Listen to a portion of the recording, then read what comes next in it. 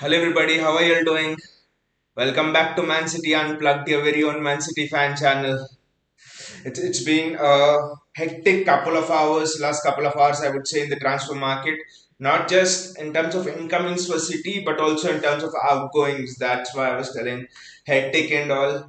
Uh, Before we go into what the title of this video suggests, especially, I know that you all would be thinking, why the hell is he doing this? 4-3-3. Pep Guardiola is one of the best coach, in exhibiting this 4-3-3 formation. Has been so successful, but why the hell would he want to try a three at the back? What is it that he wants? But before we go into this, let's discuss a bit of transfer news. Gabriel Jesus had gone to Arsenal. I think the deal is almost confirmed. The deal is said to be between 45 to 50 million pounds. So I think this deal is very important because not for Kalvin Phillips. I know Kalvin Phillips has been done yesterday in the region of 42 million pounds, but because Kalvin Phillips is always going to come, Kalvin Phillips was always needed to fill in the role that the hole left by Fernandinho, because next season you can't just go in with just Rodri in that holding role. You needed someone as a backup to him as well. So with Gundogan getting old, so Phillips had to come. But the reason I'm happy with the Gabriel Jesus deal being done so fast and not being dragged on like typical Arsenal do is the fact that Cucurella, because news was coming that City would be looking to negotiate the deal, the price of Cucurella. City want to give him 35 million pounds and somewhat like that, and City are even prepared to walk away from the deal, and that we have shown. If the price is above what we want, we are prepared to walk away from the deal. It doesn't matter who the player is. So this selling of Gabriel Jesus, now it signifies to me that Cucurella is going to come. Cucurella is very close. I think by this time next weekend, Cucurella will be a City player. By the way, he had also liked an Instagram post on us signing Kalvin Phillips. So I think Cucurella is also almost a done deal by next weekend, and that's why it was important that Gabriel his deal was done. But anyway, now let's go into the topic of this show, which is why playing a 3-5-2 could be something Pep would be forced to. Just go back to the 2017 season, guys. What had happened in the 2017 season? 2016 season, Pep completed his first season without winning any trophies. If you remember, we competed fiercely. Even though it was the first season, we competed fiercely with Antonio Conte. Football Quiz is here. Hey, Football Quiz, how are you? Aren't we doing Liam Delap and Cucurella swap deal type? No, no, Football Quiz. We are not doing a Liam Delap and Cucurella swap deal. It would almost be two separate deals if Liam Delap is going to go there. I know, and we are asking somewhere around 8 to 12 million pounds for Liam Delap, and it's going to be a separate deal. It's nothing involving Cucurella. And the good news is, like I was telling, we have got the money now for Gabriel Jesus, so we are going to almost use the same thing to buy Cucurella. So that is not at all going to be difficult. But yeah, going back to what happened in 2016 season, we were fighting with Antonio Conte's Chelsea very fiercely, three at the back. That season. Pep really, even though he played his 4-3-3, Pep couldn't beat that Antonio Conte's three at the back formation. And now you come back to 2022 last season. What had happened? Antonio Conte's Spurs, three at the back, Antonio Conte's formation, 3-4-3. What had happened? That long diagonal balls into the wings, and Kulusevski running, Son running, Kane dropping in. I sometimes feel that Pep thinks countering that 3-4-3 which Antonio Conte plays is almost impossible with a 4-3-3. It has proven in 2017, it has proven now the way we played against Spurs. And it's not just City actually, it's also Liverpool. You see the teams which Spurs have troubled, all the teams in the top four, especially Liverpool and City. And we have similarities, both of us, in terms of the tempo we use to control the games. We like to keep the ball, the counter press. Liverpool do, we like to press. So I do think that Pep Guardiola has this in mind, that Antonio Conte, I know we are not talking about this, none of the media is talking about it, but I do feel that Antonio Conte could be a major challenger for trophies this season, for the Premier League title. The only reason being he uses simple formation. It's not at all complex like what Pep does or Klopp does, and when he gets the players who can do those roles really well, it almost becomes impossible. And Conte's Juventus was like that. Conte's Inter Milan was like that. Conte's Chelsea was were like that. So I think Pep feels it's imperative to have players who can play that 3-5. You know, the one way you can match Conte's formation is you've seen what Pochettino has done in the 2016 season when Conte was beating everyone with Chelsea. Pochettino plays a 4-3-3, like you know. Pochettino played a 3-5-2. 3-4-3 matched Conte's formation in the 2016 season and he defeated him. So I think Pep is actually going into that blueprint of defeating Conte. And you look at this, I think this is the formation we'll go with. That's why signing a Cucurella was important. I don't say that we play this formation day in and day out. Now you might see this formation on the screen and you might ask me, what is this? You're talking shit. You're talking rubbish. Will we? No, we won't play this formation day in and day out. Where will Foden play here? Where will Mahrez play? There is no space in this 3-4-3-5-2 system which Pep wants to play for many players, but for certain kind of games, especially against opponents who play that back three. I think he could be using this to counter Tuchel as well, because in a 4-3-3, how do you cover the wide spaces? That's the advantage of playing a 3-4-3 versus a 4-3-3. And when you match it, it's man to man. Man to man, we are better. Conte can't do anything, or any other coach can't do anything. So that's why this formation might be what we would be looking to do. Asif is here. Hey Asif, how are you doing? Hi bro, are we planning to sign any center mid this summer transfer window? What about Sterling's move? Do we have any plan in the Sterling replacement?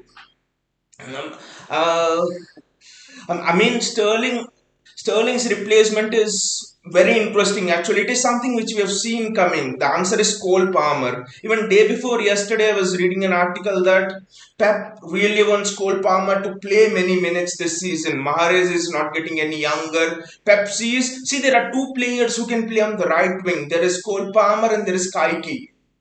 And Pep actually thinks, I don't know about Kaiki as much because Pep feels Kaiki might not be ready as much right now, but Pep feels that this season is gonna be the breakthrough season of Cole Palmer. So we don't have to worry about Sterling's replacement, and you don't have to worry about Cole Palmer's finishing. Pep once said that Cole Palmer has this, unique ability of finishing off chances without even blinking an eye.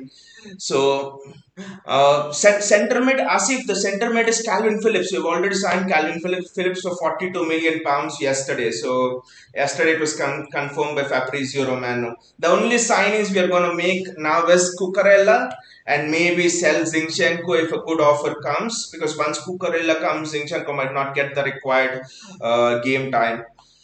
Football Creek says one question: if you give Sterling Atletico Madrid and get Joao Felix from them. No, I know this Joao Felix rumor actually came. I think it was three days ago, and I was like, what the crap? Who gave this journalist even a job? Who writes this news of Joao Felix coming to City? Let us imagine Joao Felix come to City. Where does he play? Where does he have the place to play? Nowhere.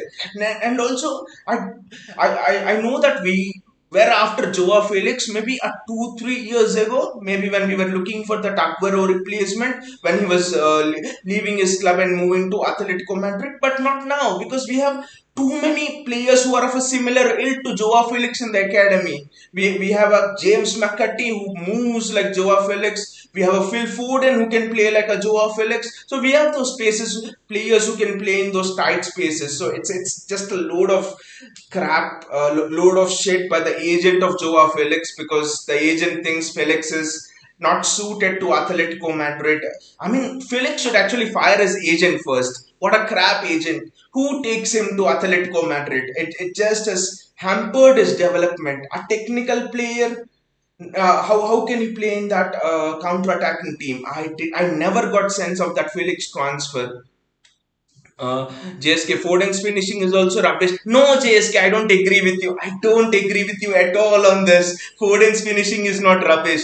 Foden's finishing is top class. I will never agree with you if you say Foden's finishing is rubbish. You see the goals which Foden has missed. Some of the goals against Madrid, for example, they're from a tight angle, they hit the post. No, Foden's finishing is not rubbish at all. Uh, Football critics, I know I feel Cucurella will play at right back and Cancelo and Zinchenko play a left back role, a bit like inverted full back role. Uh, no, I don't. No, why will Cucurella play it right? No, no, no. I think it's Kyle Walker and Cancelo for the right back position and Cucurella for the left back position. I do think it will be almost kind of a floating fullback role for Cancelo because we have two fullbacks in Cucurella and Walker who are in fixed positions, and Cancelo will. I think it depends on the team. If there's a low block team who likes to defend narrow, I think it's Cucurella playing on one side and maybe a Cancelo or a Walker playing on other side if there is the threat of a counter attack. So I think it depends on the team which we are playing against. Sometimes you could see Cancelo playing on the left and Walker on the right. If suppose you're playing someone like a Liverpool and you need Walker to prevent that counter. So it totally depends on the team, I think. Football Quick says Foden reminds me of Bobby Firmino's role.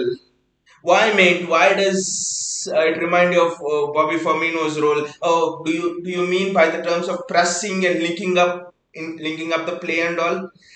I don't know. I don't think it reminds me of Robbie Firmino's role. I don't know if Foden's style of play actually they call him right. Foden's style of play it reminds me of Iniesta actually, and no one else. Iniesta for me. You can't compare him to any of the players in the Premier League. People say Foden, you can compare Foden to a David Silva, but no, David Silva is a different kind of player, and I think you can compare James McAtee to a David Silva and not Phil Foden to a David Silva. And the next piece of news is like we discussed it a bit in snippets. Calvin Phillips, he has signed for 42 million pounds yesterday, and I think it's a great piece of business from City. Personally, I was actually thinking maybe I was not, as you guys know, I was not that big of a fan of Calvin Phillips. I was thinking maybe a Matthews Nunes could be a better option for Calvin Phillips than Calvin Phillips. But I bet the reason why Pep went towards Calvin Phillips is because of the World Cup year. Rodri will not have rest. He wanted someone who understood the system. If this was an ordinary summer, if the next season there was no World Cup, I bet we would go for Matthews Nunes actually. I liked Matthews Nunes in terms of more of a mobility and those kind of a thing than Calvin Phillips actually. And the reading of the game, at least at this moment, I think is better for Matthews Nunes than Calvin Phillips. But then we signed him, and when Pep signs a midfielder, especially, I'm like very intrigued with him because Pep himself was a midfielder. All of his games are, almost coached on the field by the central midfielder Busquets, Xabi Alonso, Rodri, Fernandinho. You see the quality of midfielders who have played under Pep Guardiola. So I think Calvin, there must be some attributes in Calvin Phillips that Pep Guardiola has seen and right. I could get into that ilk of those players like Busquets and Xabi Alonso. That's why he has signed him. JSK says, I think Adama Traore can be a perfect replacement for Walker. He's even faster than Walker, though. Yes, JSK. I remember Jesus Navas, right? In the 2016 season, 17 season, 16 season, especially. Jesus Navas played as a right back for us throughout the 2016 season. And he actually did so well that Jesus Navas continued to play as a right back when he went to, I think, Valencia or Sevilla, whatever team. I think even right now, Jesus Navas is playing as a right back. So, so I can't rule out Adama Traore replacing Walker. Actually, Pep can do that. You never know. Pep can do that.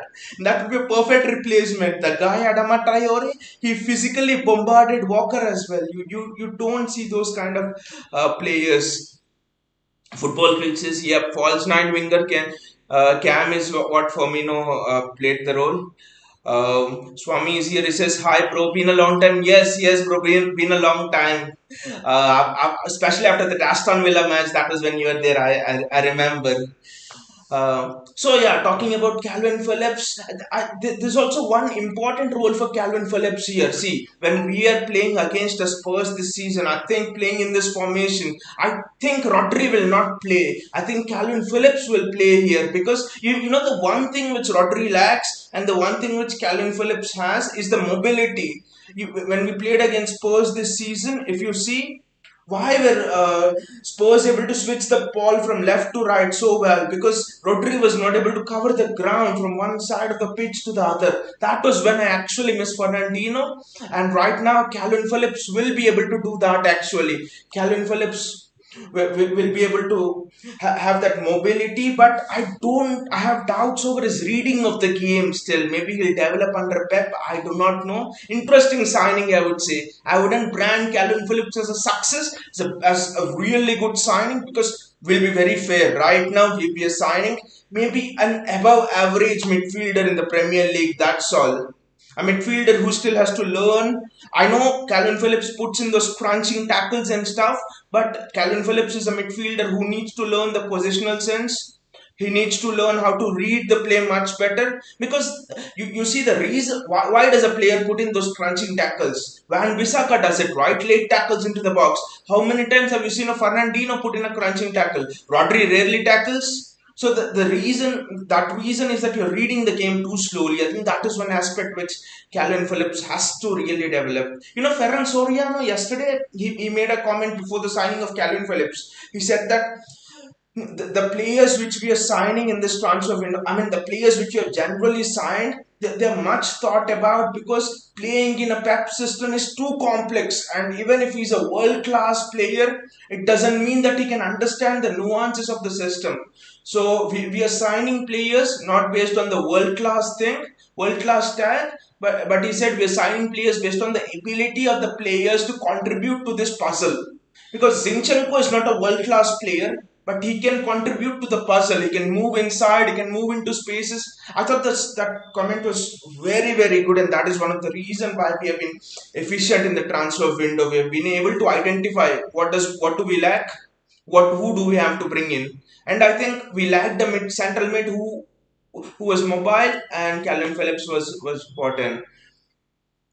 Swami says, I want City or PSG again in the UCL group stage. Would be a great match again. Yeah, Swami, Real Madrid versus City, right? Yeah, PSG. I don't know PSG. Why do you want? But City, we are not now. We are not afraid of any team. I know that semi-final against Real Madrid and stuff.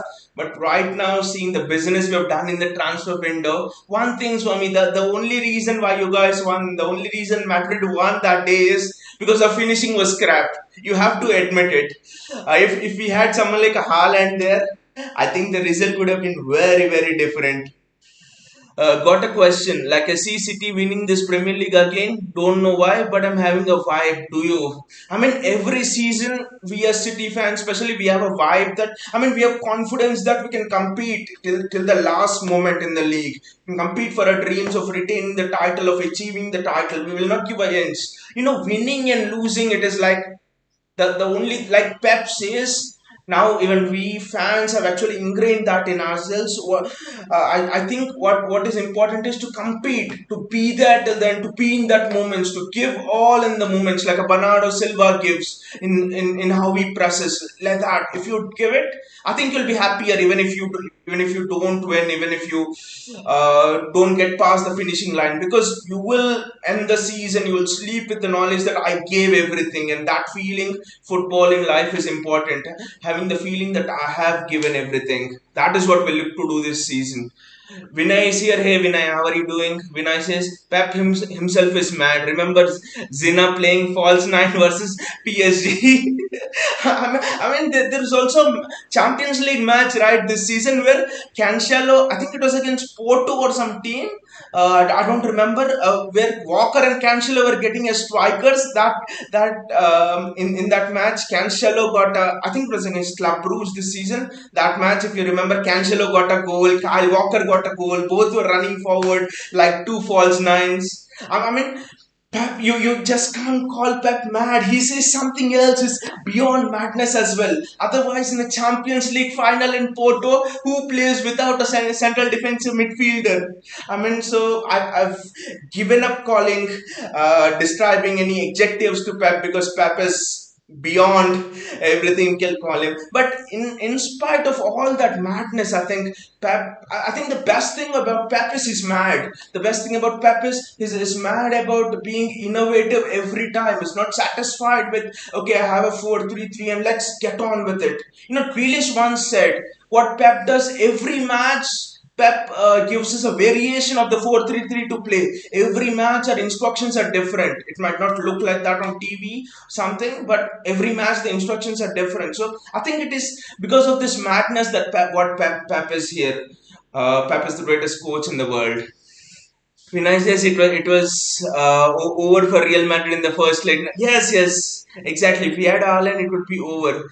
Vishnu is here. Hey, Vishnu, how are you doing? JS is here. Hey, JS. How are you doing? JS says we can even play 3-4-3 diamond a bit FIFA though. Mahrez or Foden can play at right wing back, and also Cucurella and Walker can play as centre back at 3 at the back. Yeah, actually, I was thinking that thing. Walker can play as a third centre back in a 4-3-3 just to cover for the pace. Cancelo a wing back, Cucurella another wing back. You just imagine if you give the license for Cancelo to play at that wing back position, what will he do? I mean, I think Cancelo actually always dreamt about being a winger, but he had to somehow settle being as a fullback.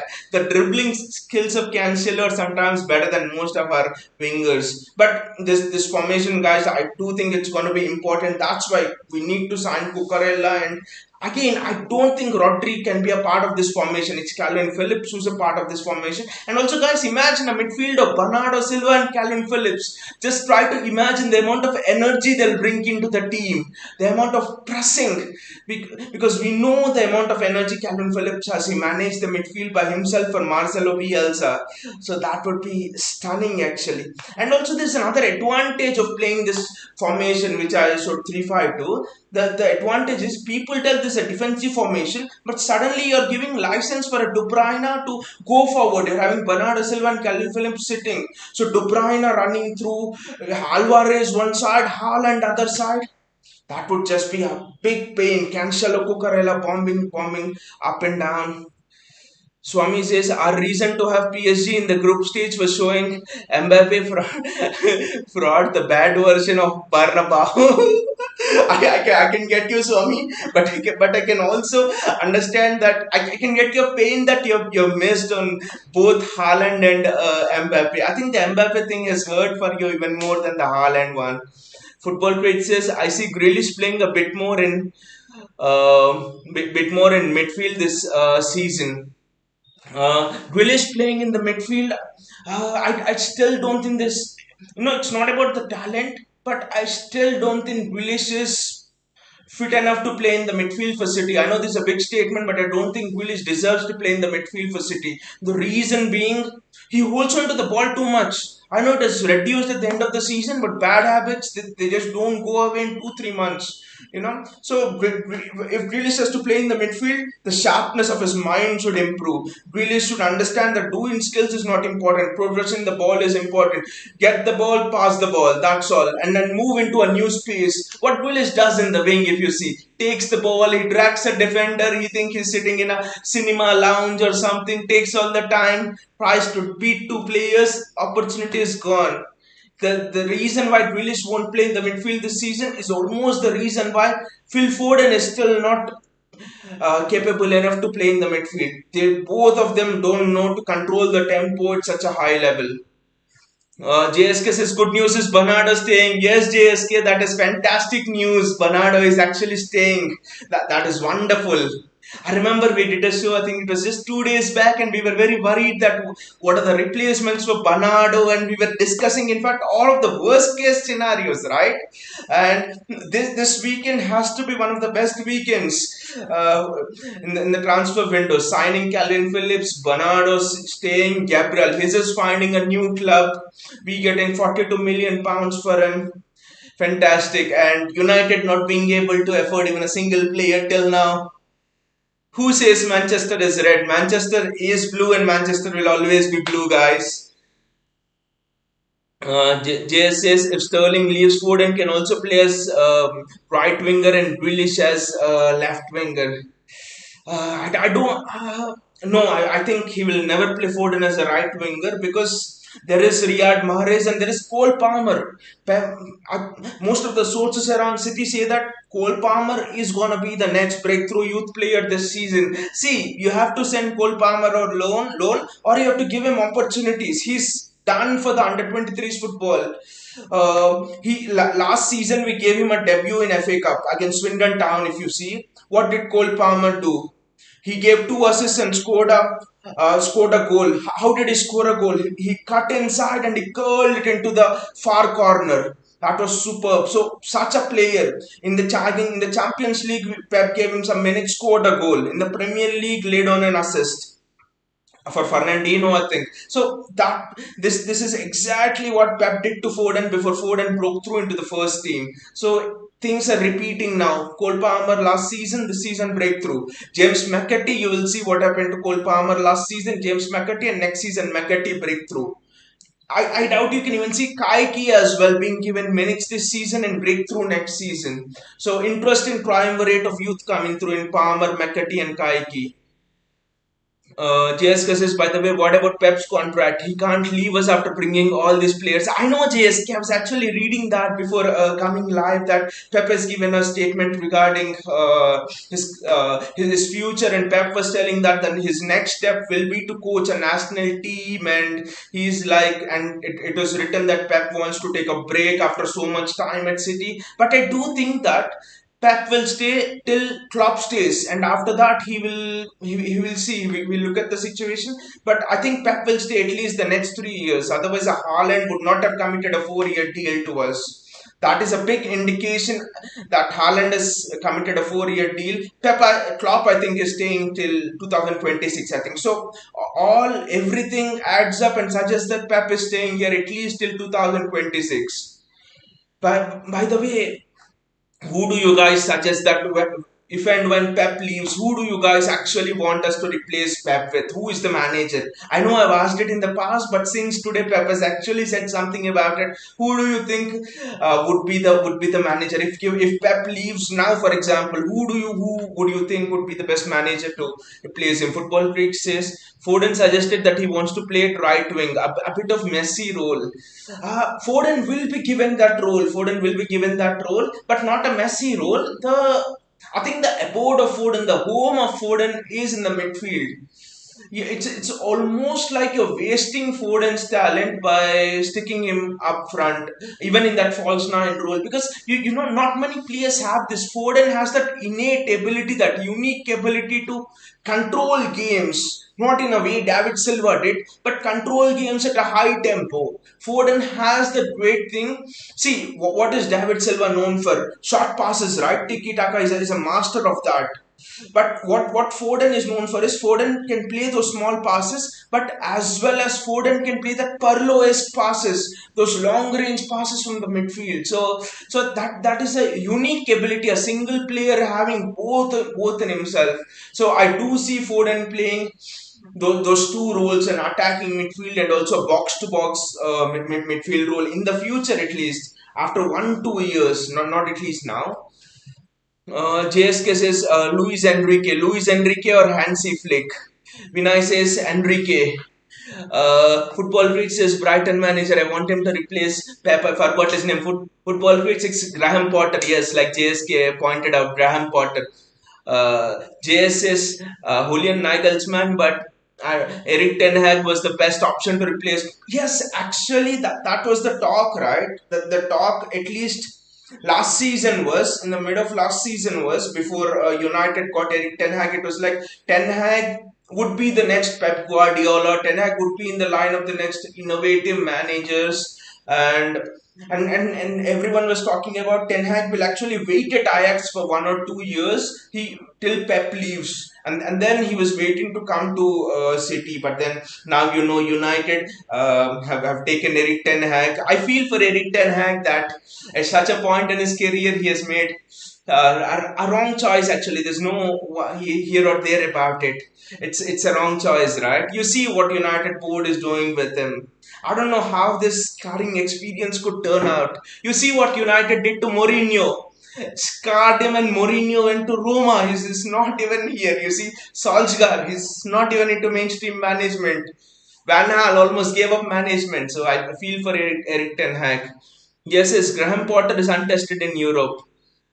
Yes, your all-time City 11 after takeover. Yes, actually we'll do that. Actually we'll do a video on that. All-time City 11 after takeover. Actually there'll be a lot of debatable points in that. David Silva, De Bruyne, Yaya Toure, Fernandes. How do you fit all of these players into it? Will it be Aguero or Haaland? Lot of talking points in that. But yeah, coming back to Graham Potter. Um, Someone said that Graham Potter is yes, JS said that Graham Potter is untested in Europe. That is true. That is true. But then Graham Potter has played against two of the best teams in Europe, which are Liverpool and City. And if you remember Graham Potter playing against us, I think it was last season only. We were leading Brighton 3-1. He goes into the half-time talk. Brighton come out in the half, and Brighton change it to a diamond. And believe me, that entire half we were struggling to get the ball from Brighton. I have not seen a team, not even Liverpool, keeping the ball from us so well, which Brighton did. This actually shows me that Graham Potter is a problem solver. Graham Potter is someone who can manage tactics on the walk, on the fly. Very few managers have this uncanny ability to do that. See, Graham Potter develops youth. Graham Potter is a solution finder, just like Pep. No striker will win the season with a false nine. Graham Potter is that kind of a manager. The style of play is exactly like what City do. Their fullbacks, Cucurella, Lamptey come inside. Lamptey is almost a midfielder whom he has converted into a fullback. So everything suits, everything is a tick in terms of developing youth, in terms of the image which Graham Potter maintains. Not a very outspoken manager like a Mourinho or someone. Those kind of managers don't suit City. So I do agree and think that actually Graham Potter would be a better fit, and I've always been a fan. If you ask me personally, I've always been of the opinion that Potter should be the one who should replace Pep. Potter is the one who is capable of driving this project forward if and when Pep leaves. And also I think in 3-4 years Potter will gain that pedigree, that experience of doing that as well. Jessica says KDB can also become our coach in 2027. Exactly.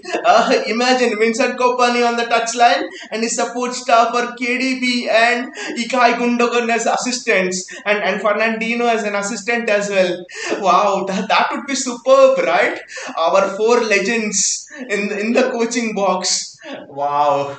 That would be, what a sight. That would be one of the most memorable things I've seen.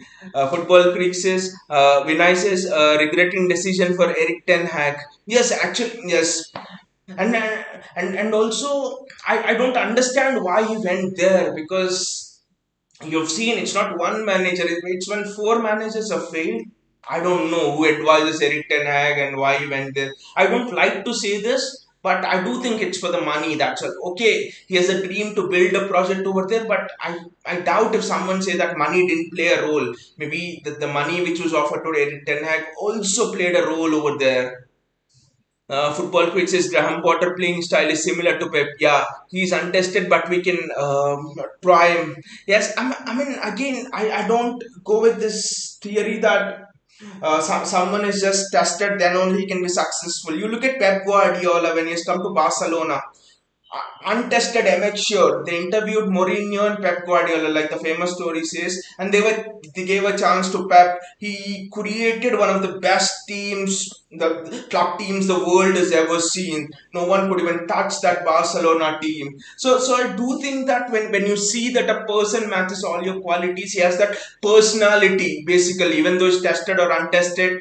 I think he will succeed just because of the pure personality and the pedigree of Graham Potter. I think we have to give him an opportunity. I mean, he can become an expert only when he's given a chance somewhere, right? So JS is Hart or Ederson is difficult to pick. I mean, JS, it might not be as difficult because if the manager is Pep Guardiola, it has to be Ederson. Because I think the first thing we need to do is we need to pick who is managing the team. Because if it is Pep Guardiola managing the team, then there will be no sense in picking even a Gaya Toure maybe because he doesn't offer the work rate in the midfield. So and I think picking the manager is just a given that there's nothing in it. It has to be Pep Guardiola. So that could actually influence a lot of decisions. JS Graham Potter, in my opinion, will become next England manager. I hope not, JS. I hope he doesn't take up that clutter sort of a job, I would say.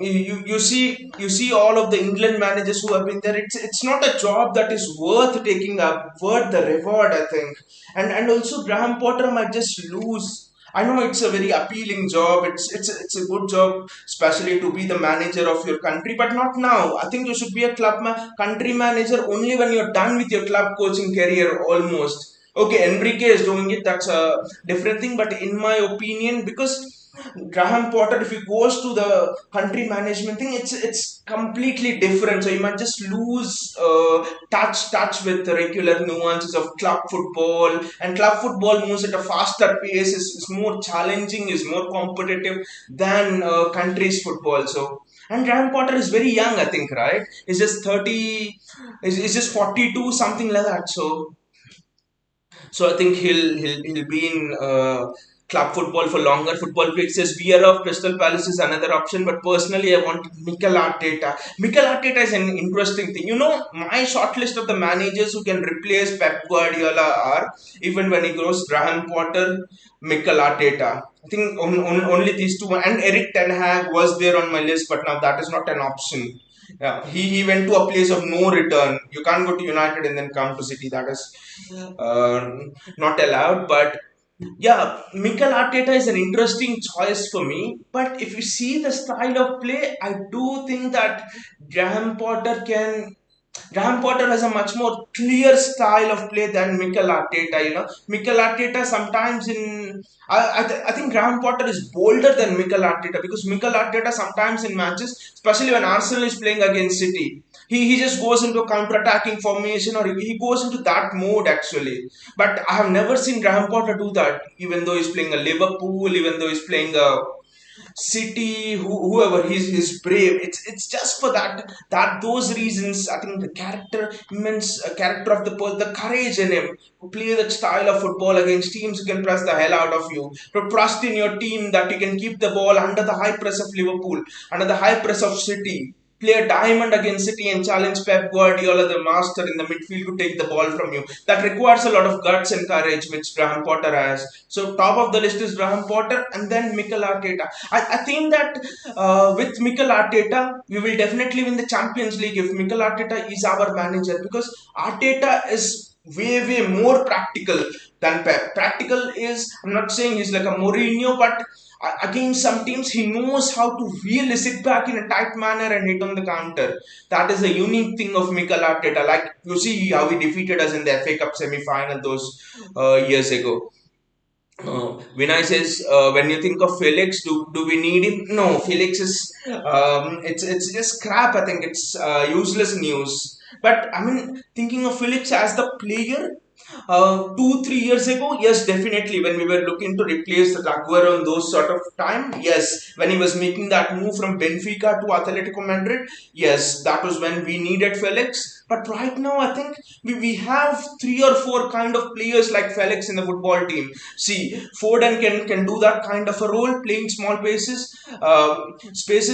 James McAtee is that kind of a player. Cole Palmer is almost that kind of a player. So we have those kind of players to play what Felix does. And also Felix is best at false nine, and I think we have players who are more than capable to do what Felix does. JSS Arteta is not a great man manager and he's very stubborn. I think that is another thing which is not proven. Well, you could even say it to Graham Potter as well, you know. that thing is something which is untested. When someone said Graham Potter is not untested in is untested in Europe, I think he's untested as as a man manager as well. See, coming from Brighton to City, you'll have to deal with the big egos. Everyone has an ego. Big egos of De Bruyne, Haaland. If Potter wants to play a false nine and drop Haaland, how will he convince him? If Graham Potter has to play this 3-5-2 formation, he has to drop a Foden or someone like that, or an Alvarez or whoever, how will he convince him? I think that is a big question mark over both Arteta and Graham Potter.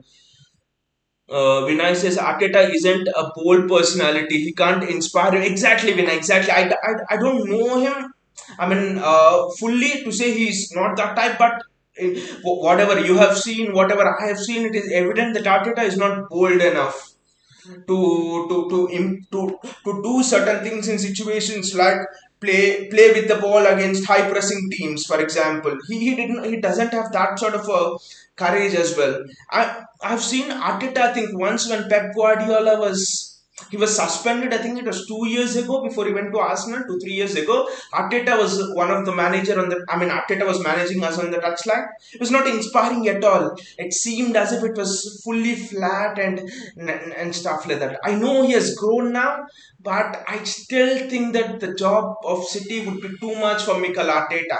Maybe he would grow into the next big thing at Arsenal and then we can take him, maybe. But as of now, I think Graham Potter looks to be the best bet in the next 4 years. Football Critic says Ronnie is going to be next England manager. I feel it's like the ruthlessness. Yeah, maybe. Football Critic says Arteta knows inside out of Man City like Pep.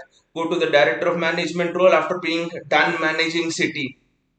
I mean, even Graham Potter can learn it, right? The inside out of City if he manages the club. I think that's not actually that a big deal. But I doubt that Arteta will anytime want to leave Arsenal for City actually, because imagining Pep goes in the next 4 5 years, right? Arteta would be if everything goes well for him, maybe Arteta would be a settled manager at Arsenal. Would he want to leave the settled environment to come and fill in the big shoes of Pep, which will always be a pressure? Media will always be onto you. So replacing Pep is not just about bringing another manager for City. Replacing Pep is about filling in the aura, filling in the personality of that manager. You see when Pep walks on the touchline, the opposition players are actually scared. That aura, that personality. Alex Ferguson had it, Mourinho had it, Pep Guardiola has it. That's what differentiates Klopp has it. That's what differentiates this big managers. And how do you feel that aura and personality? That is the big thing for me. Football Critic says maybe we will be looking at Company's work at Burnley, similar to what Liverpool are doing with Gerrard. Maybe that would be an interesting thing, Company, and it would actually be inspiring. It would be a match made in heaven again. Company, managing at the Etihad at the touch line, waving to the crowd punching the air after we won the match. That would be super. But again, another thing, an ex-player is doing management. We should not jump to the conclusions that he will be successful. We have seen Thierry Henry, lot of examples. Thierry Henry was Gary Neville. We've seen a lot of bad things happen with them. So I think we should not judge them very soon. They might not turn out to be that good. You're a great player, you're a legend of the club, but that doesn't mean that you turn out to be a good manager. I think both of them are different. So I think we have to give that leeway to Company. Uh, Cucurella is the last thing we have on the show tonight. Cucurella, yeah, like I said, we have got the money for Cucurella, and I think the deal should be done. And I was actually having a bit of a concern that we would leave Cucurella and we would go to David Raum or someone. The one reason why I think Pep, I was just wondering from where did the David Raum rumor came? It came last week, I think, right? So I think this is why the David Raum rumor came. David Raum is a wing back, predominantly plays as a wing back, and I think Pep is again. It's an indication is looking for a change in formation at least for some games. So that is why I think David Raum was there in the conversations. But I personally wanted Cucurella or maybe you keep Zinchenko. No one else at left back, because again, being a World Cup year, I think there's a reason why we are looking for targets only in the Premier League this season. Of course, except for Haaland. Again, the reason is World Cup year, don't have time to settle down, don't have time to adjust to a new league. So that is another master stroke in the way we are doing business this season, I think. Football Quick says, why not go for Gnabry if Sterling leaves, or Rafael Leao? Football Quick's Rafael Leao is 120 million pounds. Serge Gnabry, I don't think he's suited to Pep Guardiola's system. He's way more erratic in terms of giving away the ball. He doesn't keep the ball well. So and also you have Cole Palmer ready. You have Kaiki, who's called as the left-footed Neymar, who's ready. So do you think that we have so many reinforcements? Why do you want to bring a 110 million pound player like a Rafael Leao? And also bringing in a Rafael Leao would send a message actually that to the youth that we don't trust you. That's why we are buying in all of these superstars like Haaland, Rafinha, and all. So that would send a that would put all of our hard work, the way we are scouting the youth, bringing in youth at an early stage, the money we are pouring into the academy, could be a big waste. Saka was linked to us a couple of weeks ago. Actually, at the beginning of the transfer window, I made a video that it would be a disgrace if we sign Saka, because it's the same thing. You're spending so much on youth, and the youth is coming through finally in Cole Palmer, who can play on the right wing. Is called as the next Riyad Mahrez. And why do you want to block him? By bringing in Rafinha, who's of his almost his age, by bringing in Saka, who's of his age. So that would be just a disaster. Yeah. So it's great that we'll be having all of our signings done before the preseason, and finally after many seasons we have someone who is a proper left back. So it will be very fascinating to see how it goes in the preseason for us. So great transfer activity, great signings, a perfect weekend for us, and especially with United also not signing anyone, we are on the brink of completing a transfer business. So fantastic weekend for us. So anyways guys, I really hope you have enjoyed the video. By the way guys, we have a blog as well, so please do check out the blog, which is all the latest articles about City. So I've given the link of the blog in the description below. Please do check out it. We've written some wonderful articles about it, about City. Do check it out. And anyway guys, if you like the video, please click on the like button and also the bell icon and the subscribe button, so that you get notifications whenever we come out with new videos. Thank you again guys, enjoyed the chat. Thank you so much for contributing to the interaction. It's been fantastic chatting with you all guys. See you all again, and take care.